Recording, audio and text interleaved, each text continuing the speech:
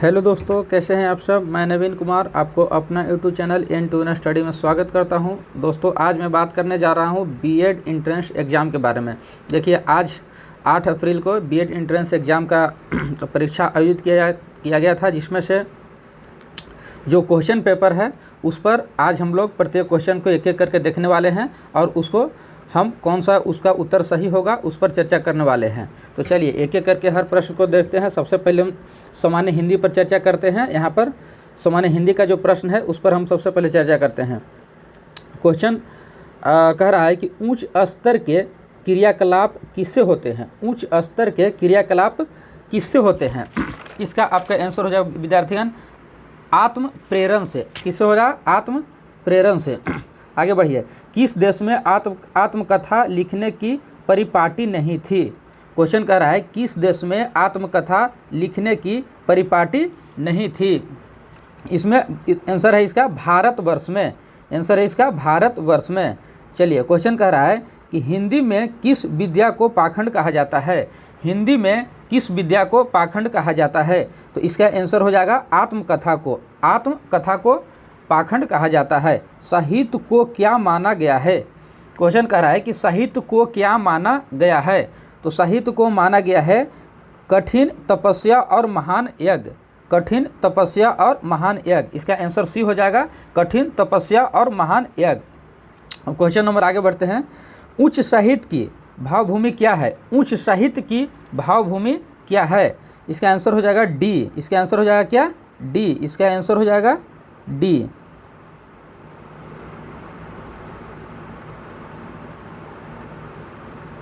Answer हो जाएगा इसका डी। जहां व्यक्तिगत में कोई स्वतंत्र विषय नहीं रह जाते हैं।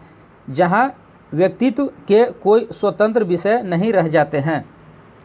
चलिए अब हम लोग आगे बढ़ते हैं। यहाँ से क्वेश्चन नंबर 21 की तरफ बढ़ते हैं। क्वेश्चन नंबर 21 आपका कह रहा है कि कमल का परिवाची शब्द क्या होगा। कमल का परिवाची शब्द क्या हो जाए, तो कमल का परिवाची शब्द अंबुज होता है। कमल का परिवाची शब्द अंबुज होता है। चलिए आगे बढ़िए। किस वाक्य में आपादान कारक है। किस वाक्य में आपादान कारक है, तो इसका आंसर हो जाएगा,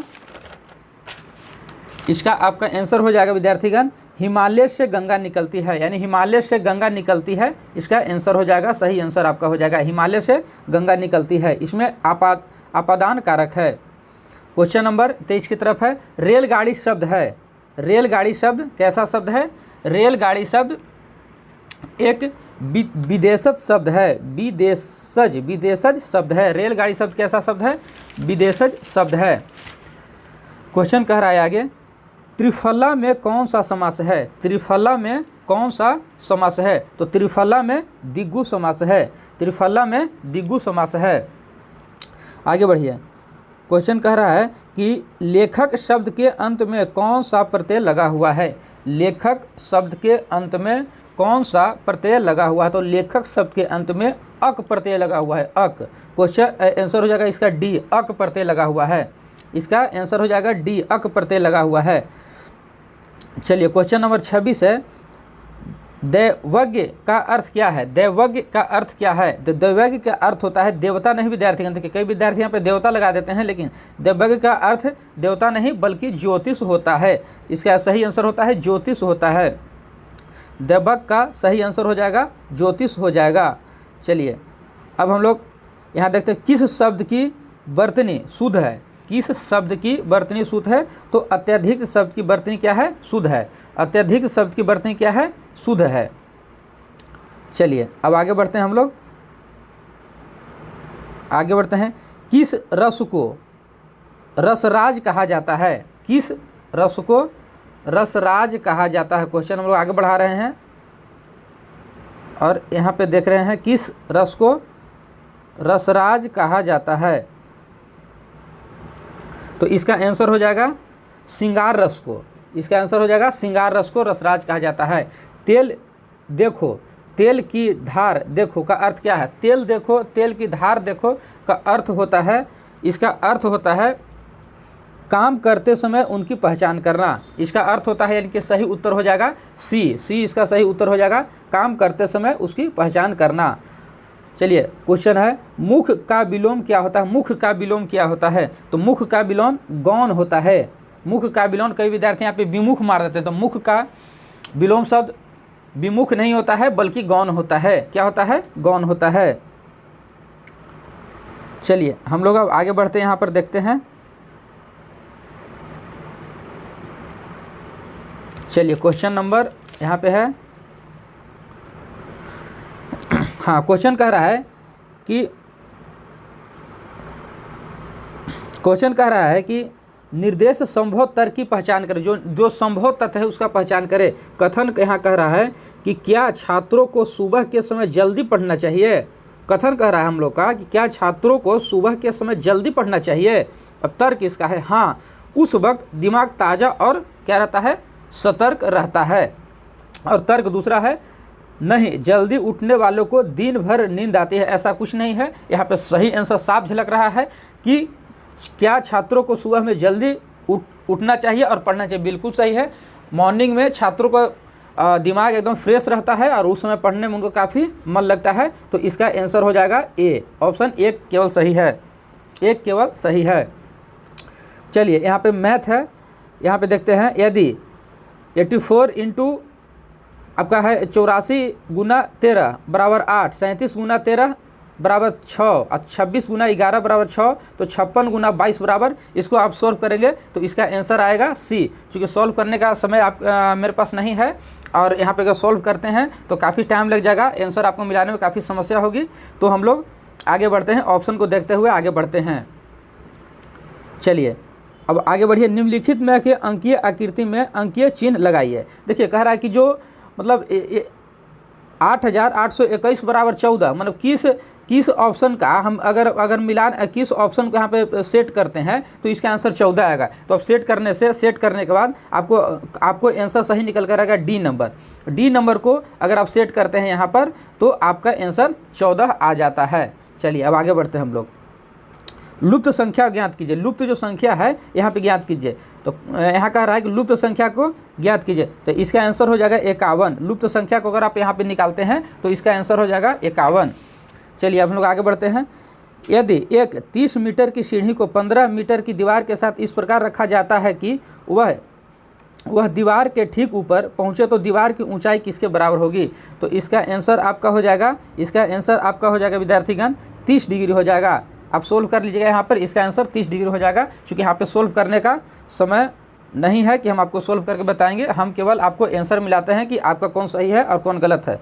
सोल्व करने की प्रक्रिया जो दिक्कत होगा जरा व्हाट्सएप कर दीजिएगा, व्हाट्सएप पर हम आपको सभी का उत्तर दे देंगे। चलिए क्वेश्चन नंबर 36 की तरफ बढ़ते हैं। क्वेश्चन आपका कह रहा है कि 100 से 400 के बीच में 6 से विभाजित सभी संख्याओं का योग क्या होगा? तो इसका आंसर हो जाएगा विद्यार्थीगण यहाँ पे 12 450, 12 और 450 इसका सही आंसर हो जाएगा। कह रहा 100 से 400 के बीच में 6 से विभाजित सभी संख्याओं का योग ज्ञात करें। तो इसका आंसर हो जाएगा 12 और यानी बी नंबर ऑप्शन होगा 12 450, 12 450 इसका बी नंबर आंसर हो जाएगा। चलिए आगे बढ़िए। दिए गए संख्याओं में से सेट का माध्यिका ज्ञात कीजिए। देखो संख्या जो दिया गया है इसमें से सेट करके इसका जो है ना सेट जो दिया गया है इसमें से इसका माध्य निकालना है। तो माध्य निकालने के बाद आपके विद्यार्थी का यहाँ पर आएगा, इसका आंसर ऑप्शन नंबर 1 आएगा, यानी ए आएगा, यानी 6 इसका आंसर आ जाएगा। आप देख लेंगे। एक पुस्तक में हमेशा क्या होता है? एक पुस्तक में क्या होता है विद्यार्थीगण? पृष्ठ होता है, कहानी होता है, वाइंडिंग होता है, विवरणिका होता है। नहीं, एक पुस्तक में हमेशा क्या होता है? पृष्ठ होता है। ऑप्शन नंबर 1 सही है। कह रहा है निम्नलिखित शब्दों को सार्थक क्रम में व्यवस्थित करें। मैंने जो भी यहाँ पे दिया हुआ है इसको सार्थक क्रम में व्यवस्थित कीजिए। बिल, उपचार, डॉक्टर, निदान, रोगी, मैंने इसमें से कौन सा सार्थक यानी कि सही क्रम में मैंने एक एक करके दर्शाइए, वहाँ पे कौन इसका सही आंसर होगा। तो इसमें आपका सही आंसर हो जाएगा ए। इसको आप मिलाएंगे जैसे 5 पहले रोगी रहेगा, उसके बाद उसका रोगी रहेगा तब ना डॉक्टर रहेगा बाबू, और डॉक्टर आएगा और डॉक्टर आएगा तो उसका निदान करेगा और निदान करने के बाद उसका उपचार करेगा और उपचार करके उसके बाद ना पैसा लेता है, बिल लेता है। तो यहाँ पर आंसर आपका हो जाएगा क्या? ए नंबर ऑप्शन आपका सही हो जाएगा। चलिए अब आगे बढ़िए। एक व्यक्ति यहाँ पे कह रहा है कि एक व्यक्ति, चलिए देखिए यहाँ पे थोड़ा, हाँ, एक व्यक्ति 0 से 99 तक की सभी संख्याएं लिखता है, अंक 3 को कितनी बार लिखेगा। मैंने 0 से 99, देखिए 0 आपको फंसाने के लिए दिया गया है बात को समझिएगा। 0 से 99 तक की सभी संख्याएं लिखता है तो 3 अंक कितनी बार आएगा। 0 से 99 तक जितना संख्या लिखेगा तो अंक उसमें कितना बार आएगा, तो 20 आएगा। सही ऑप्शन इसका हो जाएगा कितना, 20 आ जाएगा। तो सही इसका आंसर हो जाएगा विद्यार्थीगण 20, यानी सी नंबर आंसर आपका सही हो जाएगा। चलिए अब आगे बढ़िए।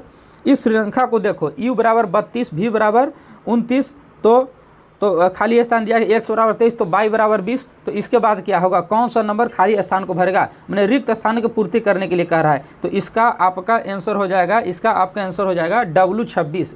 इसका कितना हो जाएगा, W26। इसका सही आंसर आपका हो जाएगा कितना, W26। W26 आपका इसका सही आंसर हो जाएगा। सॉरी, हाँ, W26 इसका सही आंसर हो जाएगा। यहाँ पे ध्यान दीजिएगा, W26 इसका सही आंसर हो जाएगा। W26 इसका सही आंसर हो जाएगा। और इसका एक व्यक्ति 0 से 99 तक वाला में 20, यानी सी नंबर इसका सही आंसर हो जाएगा। चलिए अब आगे बढ़ते हैं हम लोग। 41 नंबर क्वेश्चन तक हम लोग देख लिए हैं, उसके बाद अब हम लोग 42 की तरफ बढ़ते हैं। हाँ चलिए, 42 नंबर क्वेश्चन कर रहा है कि निम्नलिखित में से कौन सा सही है। मैंने कि जो कौन सा उप समूह जो है उस सही को किसको सही दर्शा रहा है। तो इसका आंसर आपका हो जाएगा 1 नंबर, ए हो जाएगा। ए इसका आंसर हो जाएगा आपका ए नंबर इसका सही आंसर हो जाएगा।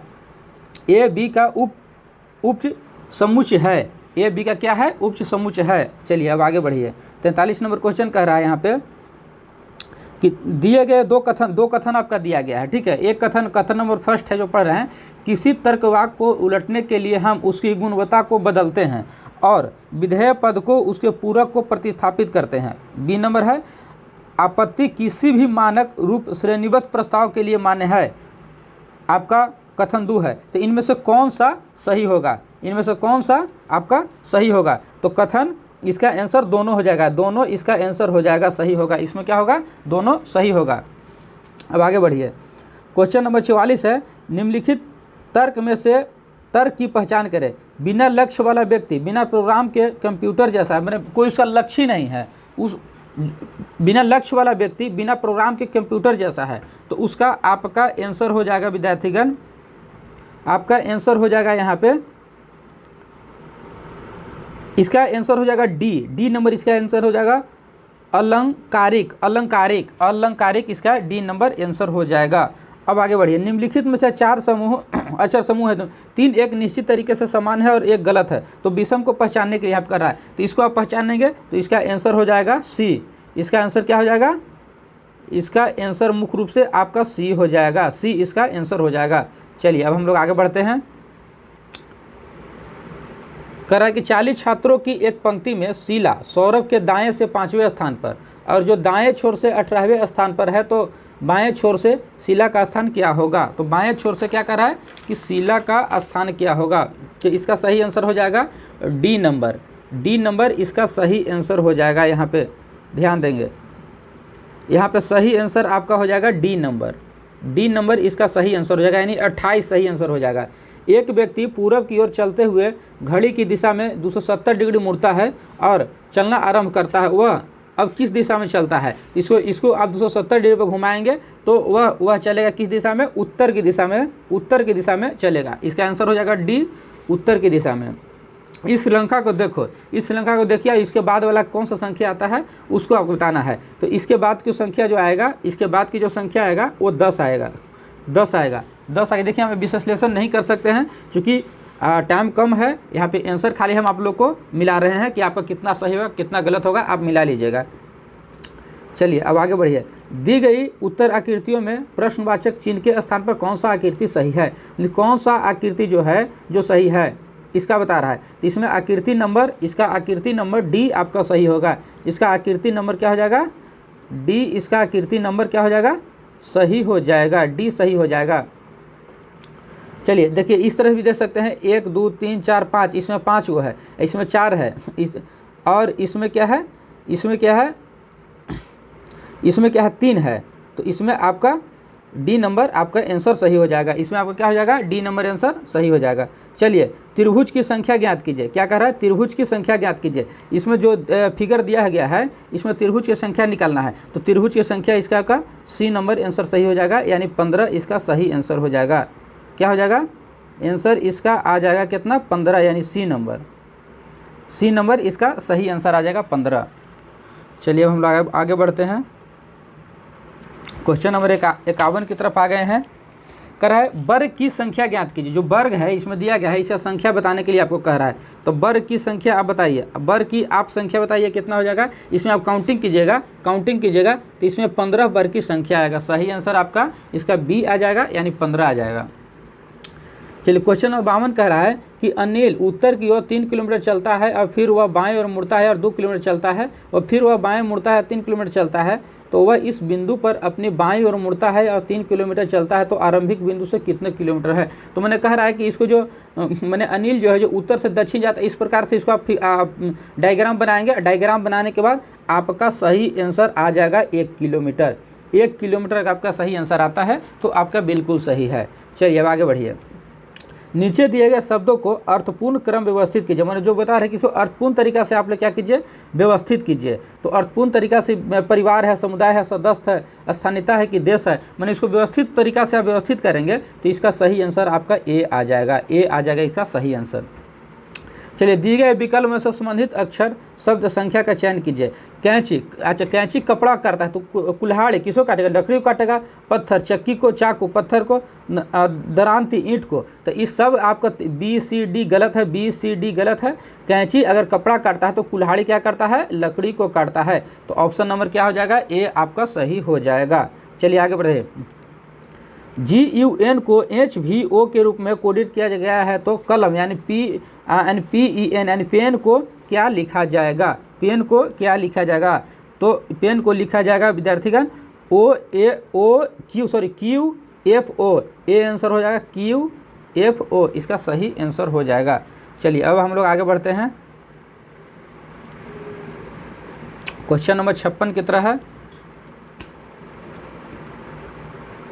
क्वेश्चन नंबर 56 कह रहा है उत्तर वैदिक काल में कौन सा देवता को सबसे प्रमुख स्थान मिला था। देखिए उत्तर वैदिक काल में कौन सा देवता थे, उसका क्या हुआ था कि सबसे हम कह सकते हैं कि प्रमुख स्थान मिला था। तो सबसे प्रमुख स्थान मिलने वाले देवता में से थे प्रजापति। इसका सही आंसर हो जाएगा प्रजापति, यानी सी।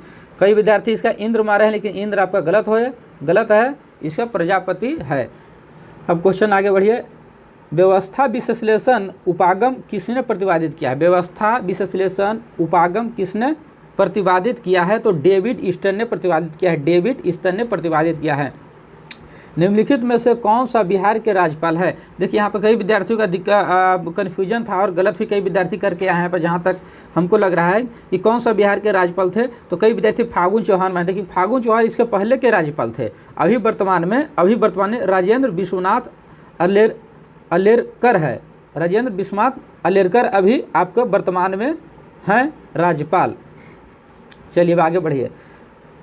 किस संस्थान ने तंबाकू जहर हमारे ग्रह शीर्षक के रिपोर्ट जारी किया है। मतलब किस संस्थान ने तंबाकू जहर हमारे ग्रह शीर्षक के रिपोर्ट जारी किया है, तो किसने किया है, स्वास्थ्य और परिवार कल्याण मंत्रालय ने। स्वास्थ्य और परिवार कल्याण मंत्रालय ने। आपका आंसर आपका डी बिल्कुल सही हो जाएगा। चलिए अब आगे बढ़िए। 61 नंबर क्वेश्चन है। एक गैर बैंकिंग वित्तीय कंपनी NBFC के तहत पंजीकृत एक कंपनी, माने इसके तहत कौन सा एक कंपनी जो है जो क्या है पंजीकृत है, तो सही इसका आंसर हो जाएगा कंपनी एक्ट 1956 के तहत। कंपनी एक्ट 1956 के तहत आपका सही आंसर हो जाएगा, यानी ऑप्शन नंबर बी आपका सही हो जाएगा। क्वेश्चन आगे बढ़िए। दक्षिण भारत की बोली जाने वाली साहित्य भाषाओं में सबसे पुरानी भाषा कौन सी है। मतलब सबसे पुरानी दक्षिण भारत में बोली जाने वाली साहित्य भाषाओं में सबसे पुरानी भाषा तमिल भाषा है। ऑप्शन नंबर डी आपका सही हो जाएगा, तमिल इसका सही आंसर आपका हो जाएगा।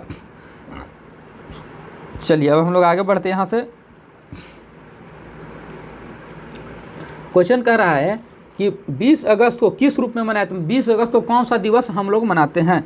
20 अगस्त को कौन सा दिवस मनाते हैं विद्यार्थीगण? 20 अगस्त को हम लोग सद्भावना दिवस मनाते हैं। तो ऑप्शन नंबर बी आपका सही हो जाएगा। बी आपका ऑप्शन सही हो जाएगा, बिल्कुल सही, यानी सद्भावना दिवस मनाते हैं। ऑप्शन नंबर बी आपका सही हो जाएगा। बी आपका आंसर आपका आएगा। किडनी की मूल कार्यात्मक इकाई कौन सा है? देखिए किडनी की जो है मूल कार्यात्मक इकाई कौन सा है? तो किडनी का मूल कार्यात्मक क्या है? नेफ्रॉन है। इसका सही आंसर बी हो जाएगा, यानी नेफ्रॉन हो जाएगा। चलिए, चिकनगुनिया का कारण क्या है? चिकनगुनिया का कारण क्या है? तो चिकनगुनिया का कारण वायरस के कारण चिकनगुनिया होता है। चिकनगुनिया किसके कारण होता है? वायरस के कारण आपका चिकनगुनिया होता है। चलिए, अब हम लोग आगे देख रहे हैं यहाँ पर। चलिए, निम्नलिखित में से कौन सा अंतर्राष्ट्रीय टेनिस टूर्नामेंट ग्रास कोर्ट पर आयोजित किया था? किसने आयोजित किया था? तो इसने विंबलडन ने। किसने किया था? विंबलडन ने। विंबलडन ने किया था। विंबलडन ने किया था। किसने किया था? विंबलडन ने किया था। इसका आपका सही आंसर हो जाएगा विद्यार्थीगण विंबलडन। डी नंबर ऑप्शन हो जाएगा सही आंसर डी। जहांगीर खान किस खेल में प्रसिद्ध हैं? जहांगीर खान किस खेल में प्रसिद्ध हैं? जहांगीर खान किस खेल में प्रसिद्ध हैं? तो जहांगीर खान यहाँ पर है जो प्रसिद्ध हैं सुवैश में। सुवैश में जहांगीर खान प्रसिद्ध हैं। किस प्रसिद्ध है? सुवैश में। ऑप्शन नंबर ए आपका सही हो जाएगा। ज्ञानपीठ पुरस्कार निम्नलिखित में से किस क्षेत्र में उत्कृष्टता के लिए दिया जाता है? ज्ञानपीठ पुरस्कार निम्नलिखित में से किस क्षेत्र में उत्कृष्टता के लिए दिया जाता है? तो साहित्य के क्षेत्र में ज्ञानपीठ पुरस्कार दिया जाता है। तो ऑप्शन नंबर सी आपका बिल्कुल सही होगा। अगर आप ऑप्शन नंबर सी मारते हैं तो आपका बिल्कुल सही है। चलिए, क्वेश्चन नंबर 69 है, किस अभिनेता की आत्मकथा का शीर्षक खुल्लम खुल्ला है? मतलब खुल्लम खुल्ला जो आत्मकथा है, इसका शीर्षक कौन है? तो इसका शीर्षक है ऋषि कपूर। ऋषि कपूर के बारे में आप लोग जानते ही होंगे। ऋषि कपूर इसका शीर्षक हैं, एक अभिनेता है, जाने माने अभिनेता हैं। चलिए बताइए, फेयरलेस गवर्नेंस पुस्तक के लेखक कौन है? तो इसका सही आंसर आपका हो जाएगा किरण बेदी। किरण बेदी हैं फेयरलेस गवर्नेंस पुस्तक के लेखक हैं। डी नंबर सही आपका आंसर होगा। डी आपका बिल्कुल सही हो जाएगा, Kiran Bedi.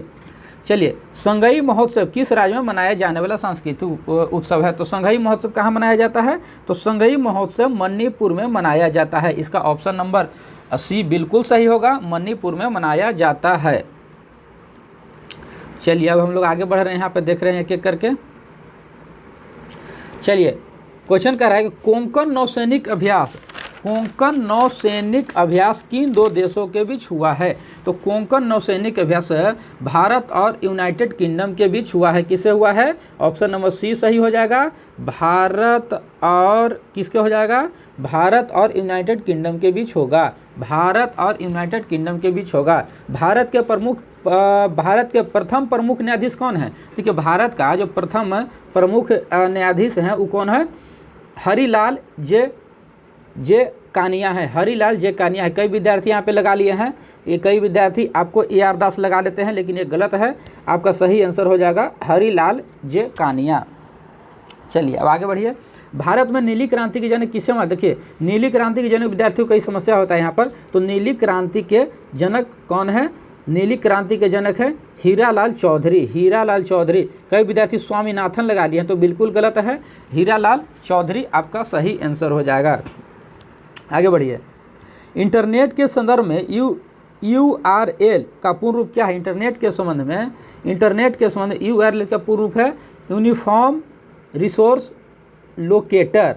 Uniform resource locator, यानी ऑप्शन नंबर डी आपका बिल्कुल सही हो जाएगा। चलिए, हम लोग आगे बढ़ते हैं 76 की तरफ। निम्नलिखित में से कौन सा वास्तविक उपचार प्राणी नहीं है? मतलब कौन सा जो है जो वास्तविक उभयचर प्राणी है? सॉरी, ध्यान दीजिए, यहाँ पर वास्तविक उभयचर प्राणी नहीं है।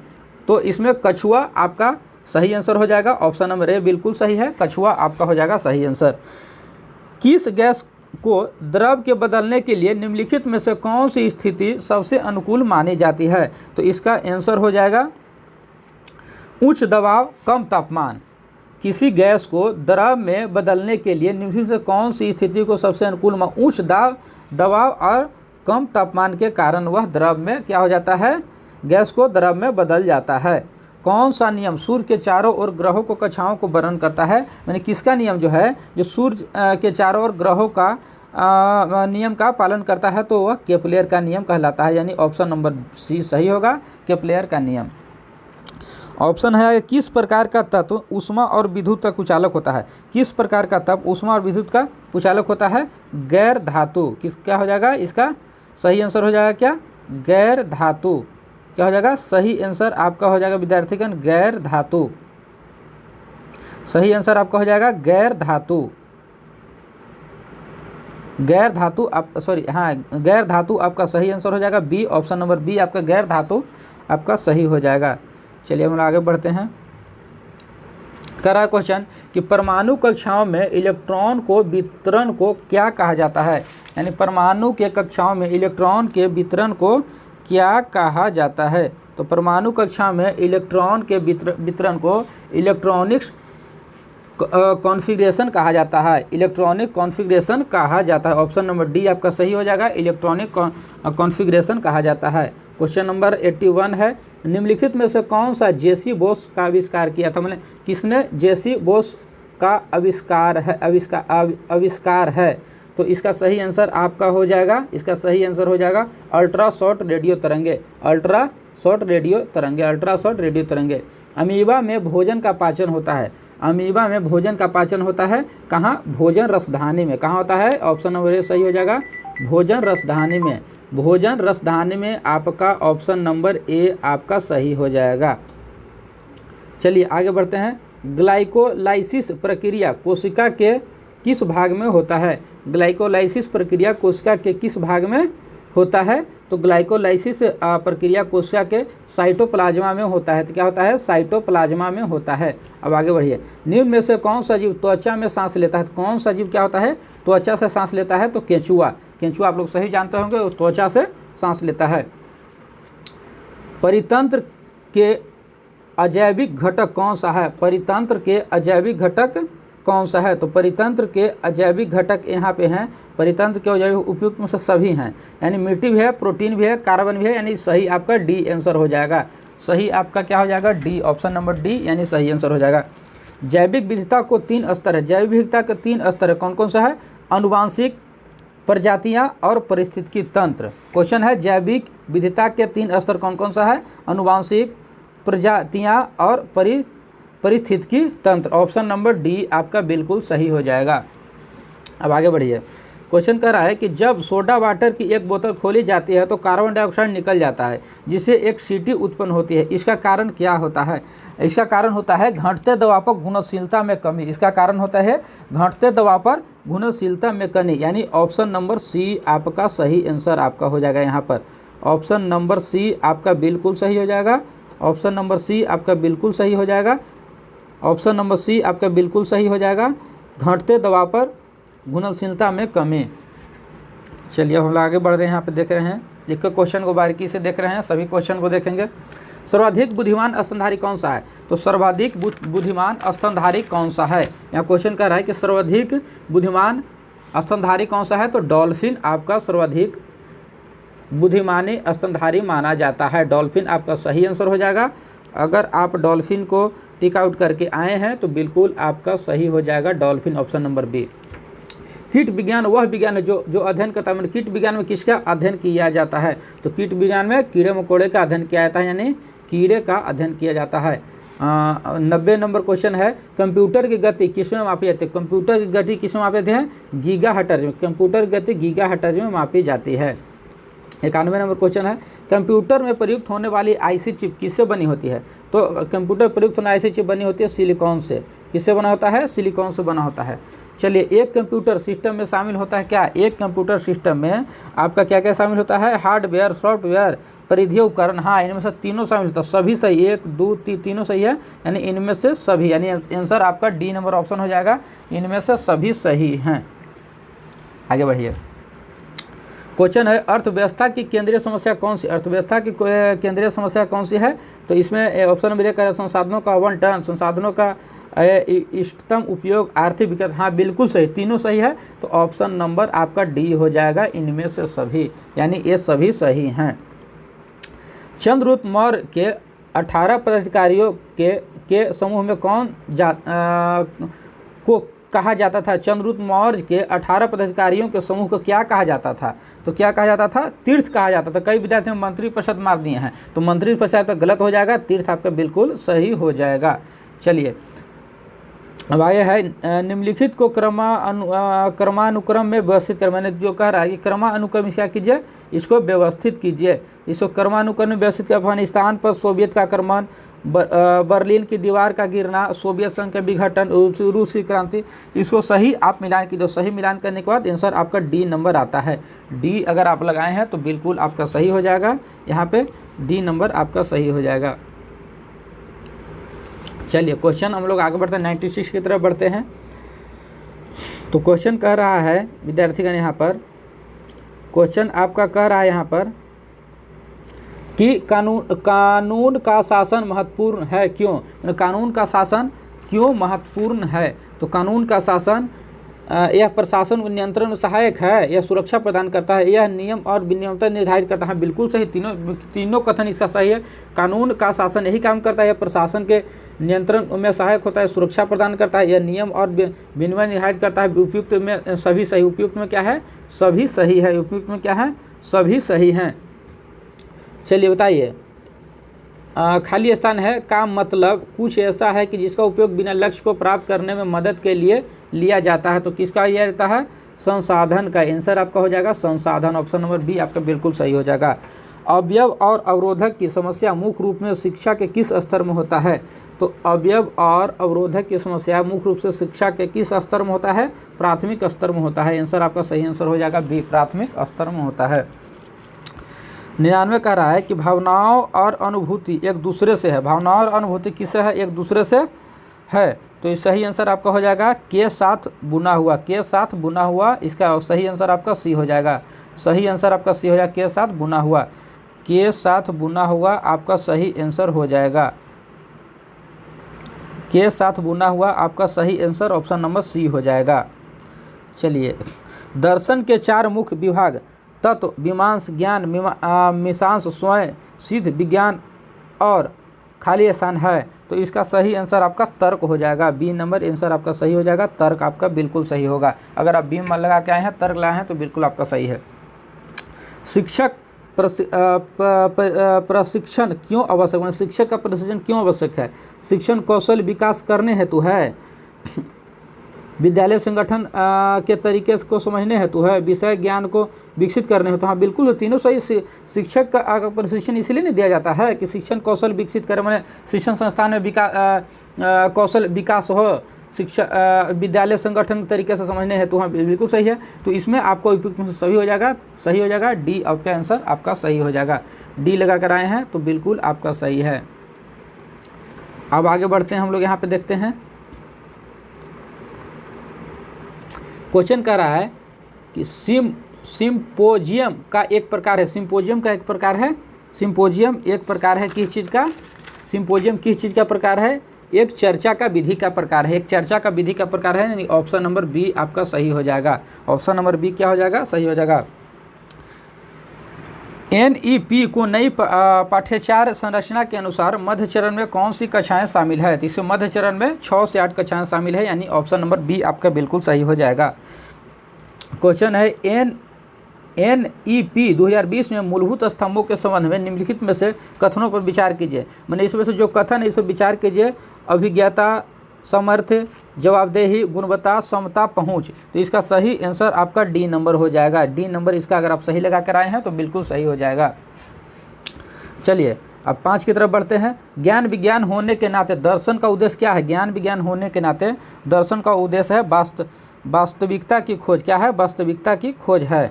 निम्नलिखित में से कौन सा भारत और वित्तीय क्षेत्र से जुड़ा हुआ है और भारतीय रिजर्व बैंक RBI द्वारा नियंत्रित किया जाता है? तो कौन सा है? वाणिज्य बैंक है। वाणिज्य बैंक है। इसका सही आंसर आपका हो जाएगा वाणिज्य बैंक। वाणिज्य बैंक इसका सही आंसर हो जाएगा। चलिए अब हम लोग आगे यहाँ पे बढ़ते हैं। वाणिज्य बैंक इसका सही आंसर हो जाएगा।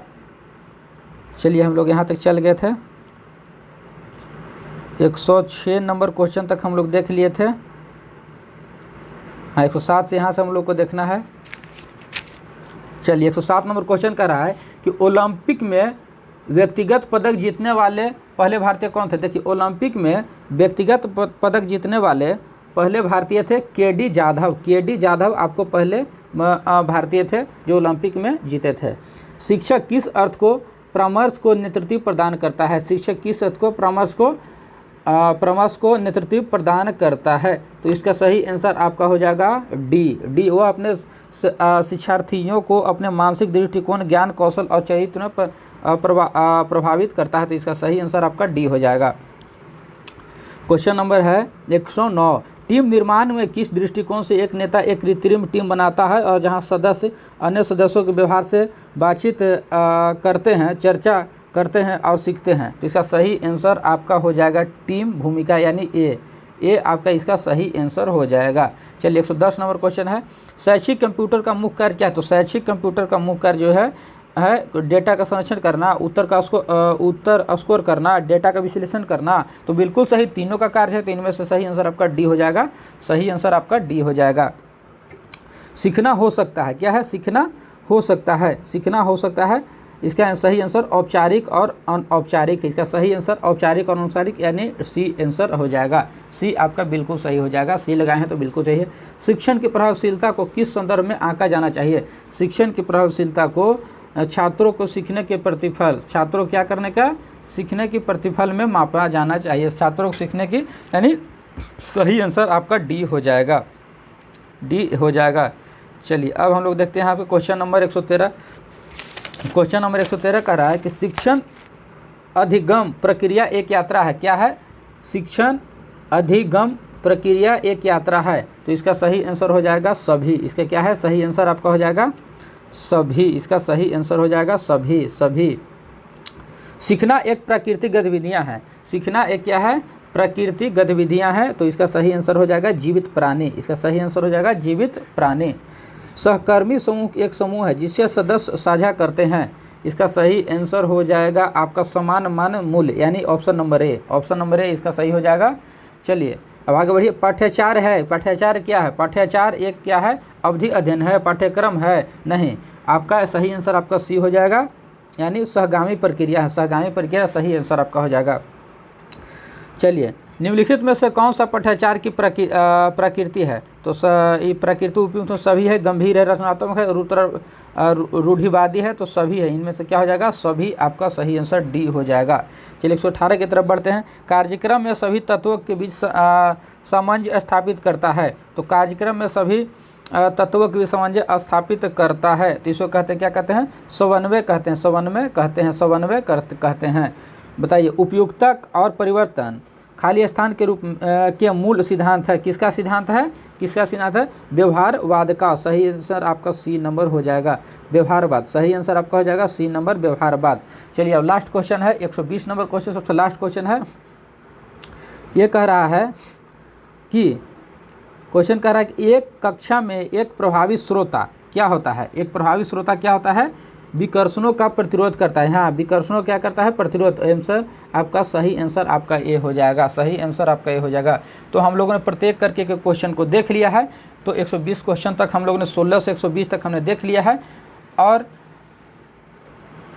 हम लोग पूरी तरीक़ा से सभी क्वेश्चन को देख लिए हैं। और एक एक करके आप सब लोग मिला लीजिए। सही आपका आंसर यही हो जाएगा। और अब इसके बाद जो भी एग्ज़ाम होगा उसको हम लोग प्रत्येक क्वेश्चन का एनालिसिस करेंगे, प्रत्येक क्वेश्चन का ऑप्शन से मिलाएंगे और सभी चीज़ को देखेंगे। फिलहाल आज के लिए इतना ही और मिलते हैं अब आपको नेक्स्ट वीडियो के साथ। धन्यवाद।